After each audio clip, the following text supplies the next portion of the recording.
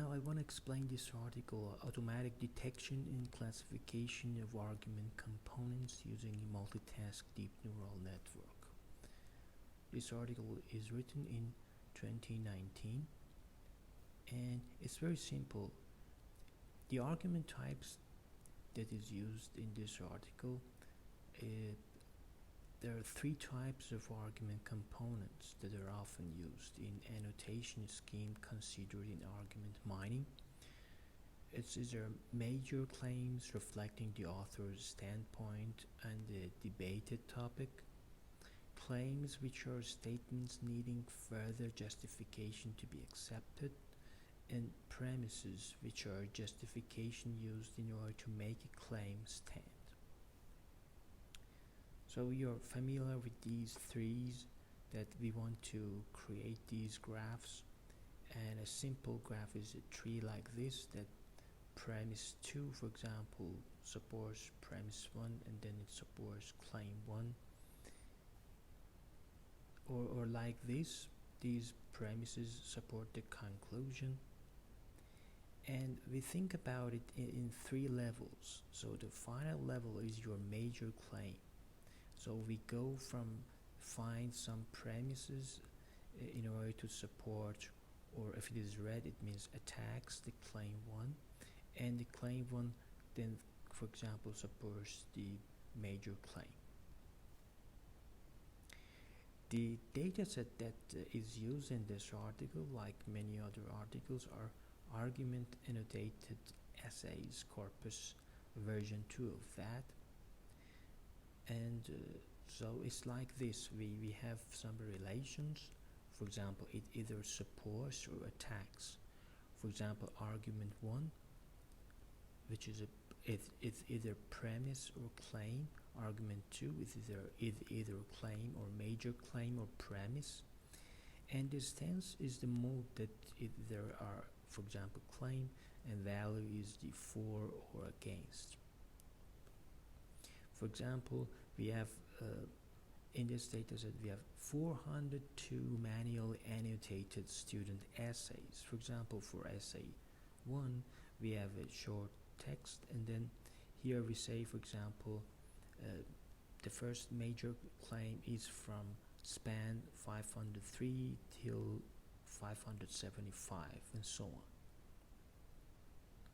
So you see that it for example here support, this relation supports for this argument 1 with T4 and argument 2 T3, they support each other. So we can say there is a link between T4 and T3, for example. So there are types of problems in computational argumentation. One of them is argument component classification, component identification, argument component classification, and the third one is assessment of existence of directed edges between argument components, and finally tagging of the existing directed edges either as a support or attack. So the contribution is that we are in particular interested in evaluating if recent deep learning techniques could be used, because traditionally they use handcrafted features, just like dependency parsing. They used to work with those like linear models, and now we do everything end to end using deep neural networks. So argument component detection. First of all, you should see what are the arguments. For example, if it is a sentence, we say that this span belongs to the first argument, this span to the other argument. What is the relation between these two arguments? Either it supports it or claim. In each argument, either a claim or final claim or premise. So the model is like that. We use word embedding for both automatic classification and detection. So it is used for both of them. Not only we use word embedding, but also we use part of speech for both tasks. And also we use chunking for both tasks as well. So there are three things that we are using. First, word embedding, second, part of speech tagging, and third, chunking. Combining this information, we can do this simple classification task. Of course, there are two tasks, classification and detection. So for word embedding, they use glove, which is a pre-trained model, but you could use you can train it just using a linear layer.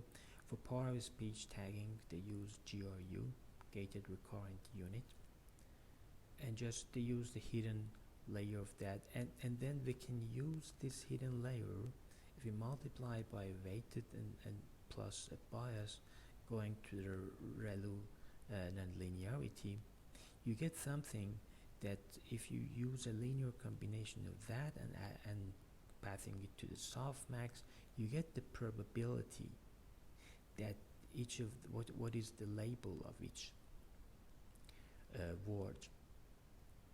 And so this is a part of speech tagging that you're familiar with. Similarly, we use chunking because we want to know more structured way, so we use chunking information as well.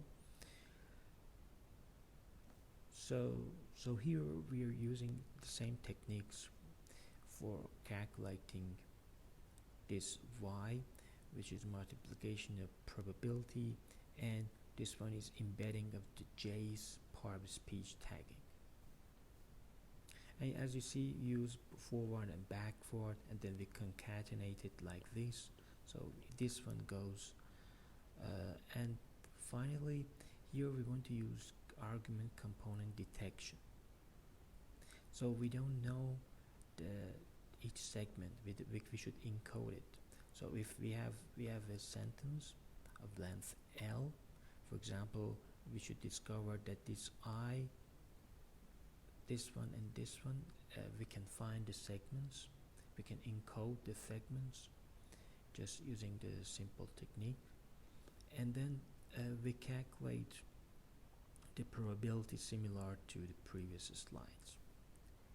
For part of speech tagging layer, we just use this, we want to maximize this probability or minimize this loss, but we also use this regularization.